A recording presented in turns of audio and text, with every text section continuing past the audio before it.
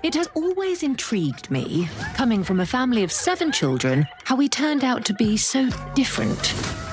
How did it happen? Outrageous is a new series on BritBox Canada looking back at the cultural revolution that the 6 Mitford sisters kickstarted in the UK back in the 1930s. I had a chance to speak with 2 of the stars of the show, Bessie Carter of Bridgerton fame and James Purefoy. Have a listen. Bessie, James, great to talk to you today about Outrageous. Bessie, I want to start with you. This Mary Lovell's, story here is outrageous. It's pretty wild.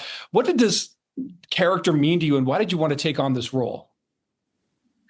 So weirdly, I had a lot of connections to Nancy Mitford prior to getting this job. I mean, I was born in the hospital she worked at during the war. I lived near where she ended up living. I also narrated The Pursuit of Love, which is like her most famous novel, which the producer was listening to, not knowing they'd cast me. So I was like, serendipity.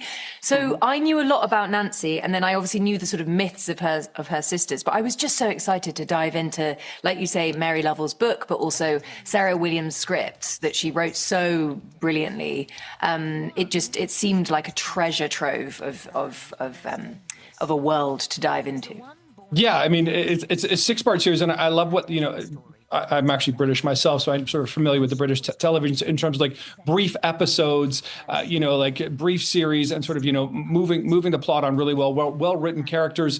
Same question to you, like what did your character mean to you playing this part in Outrageous as well? I really love the idea of playing this man who was a little bit like he was trapped in amber, like a fly trapped in amber, that he was from a different world and a different time. And suddenly he's faced with a world where women have opinions, where women feel like they can do things without asking their father what they can do. And I like that friction, because you have to have the old against the new in order to feel the new properly. So I really love that. I love the idea of playing somebody in Nancy's book, The Pursuit of Love, there's a character in there called Uncle Matthew, and he's a slightly cartoonish figure in the book. So I was really interested to see what was lay behind that character in the reality of it. So, he was a man who was land rich, but cash very poor. We'd just come out of the 1929 crash. He is dealing with these incredibly opinionated girls of his, one of whom befriends Adolf Hitler. Now, that's not a problem any other father around today might have, but I can assure you, I suspect it was a really difficult problem then. So, go on. Sorry, I was just going to say that time period is so pivotal in the history of the world, with rising feminism, rising Adolf Hitler, things like that. Like this period, I think a lot of people are looking back to that now for very different reasons in a way. But that's what I feel like Outrageous is kind of timely in its own way. And also, it was a very, like you say, it's an unsettling time, and there were cracks beginning to show, and there was progression in some ways. I mean, of course, some of the sisters went down really dangerous roads, but some of the sisters, like Nancy and Debo and Pamela, they were really progressive. They moved things forward. Like, we just had the suffragette movement. Like, so there is darkness and there is, fear, but there's also good forward moving things that happen out of the dark, because there has to be. I think we all want to offset the dark with joyful resistance.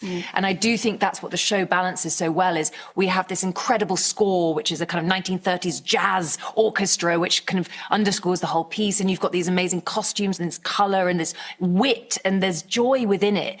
And then the cracks begin to show. And I think that is what is so resonant, is it's both can exist at the same time. And I suppose one of the things that we're asking of our audience is, how do you continue loving a family member or a sibling when their politics are utterly repulsive to you?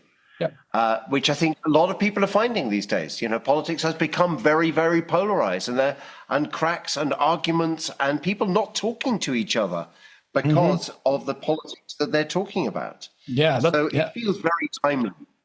That's what I was alluding to. It's the shades of everything here, basically 100 years later. It's pretty remarkable. Listen, we are out of time right now, though. Thank you both for this. Good luck with Outrageous, and a pleasure talking to both of you.